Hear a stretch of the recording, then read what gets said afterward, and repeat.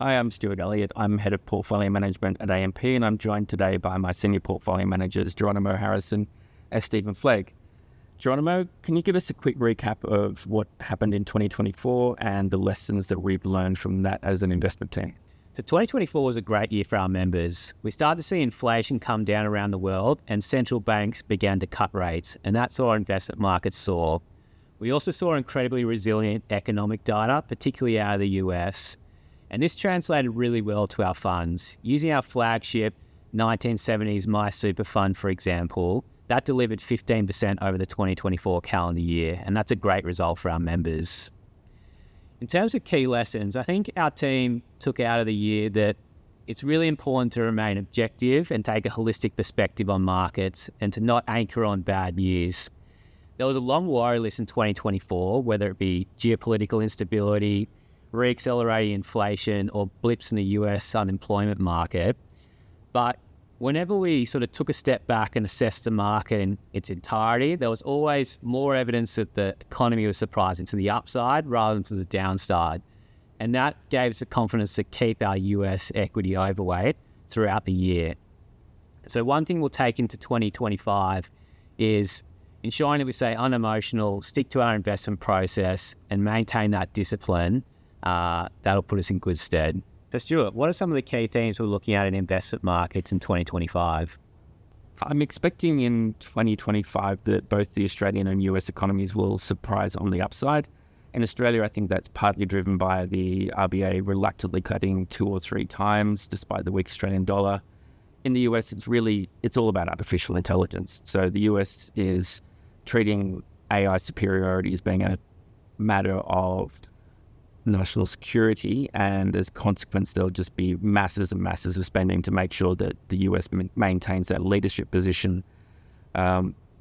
So this will lead to high earnings from the Magnificent Seven companies, but we're also expecting to see the difference in the earnings of the Magnificent Seven and all the other companies to narrow. So the lower companies will improve as the companies across the economy work out how to use AI to improve productivity and profitability. I expect that both physical and digital gold will do well this year, and I'm also thinking that there's likely going to be less rate cuts in the US in 2025 than the market's currently predicting. That means that US 10 years will likely to remain close to around 5%, at least for the start of the year, and that's actually a pretty interesting yield for investors, much better than it has been for quite a few years now.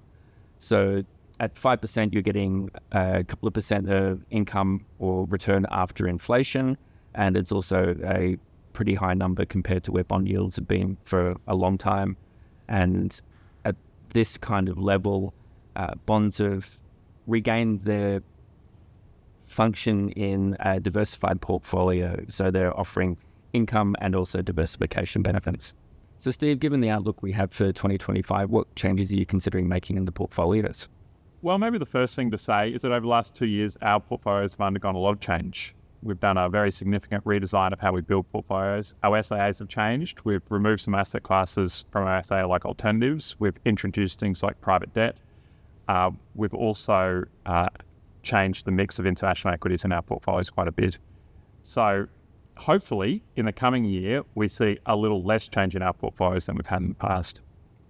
In terms of asset allocation positions, as we were talking about, we think that the current economic regime is going to continue for some time. And so things like our overweight to international equities, particularly US equities, is likely to continue.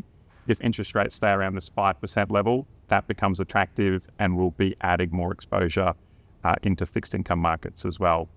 The other asset class that we'll be looking to add more money into is direct infrastructure, and doing a lot of work to find the best assets and the best deals in that space to increase that exposure throughout 2025. So just some final thoughts. What risks are you focusing on in 2025? For me, it's a tit-for-tat trade war. Trump's been pretty hawkish on his tariff policy, and that could be negative for global growth.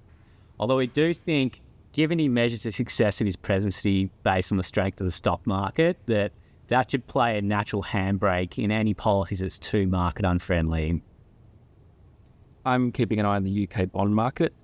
The UK government is in a fairly weak fiscal position right now, and being reliant on the kindness of strangers to finance that budget deficit, there is a risk that the market steps back from wanting to buy British bonds, and so we could see another sell-off in the bond market there, like we saw under Liz Truss's brief prime ministership.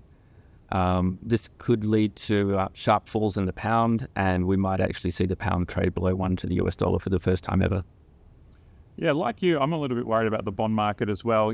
Interest rates around the world are pushing higher. They're significantly higher than they were a couple of years ago. And there's some parts of the economy which are under real pressure from that. We can see that with consumers here in Australia. We can see it in parts of the US banking system, and also a lot of the emerging world, and particularly China. So I think there's going to be a lot of areas that are interest rate sensitive to watch as well.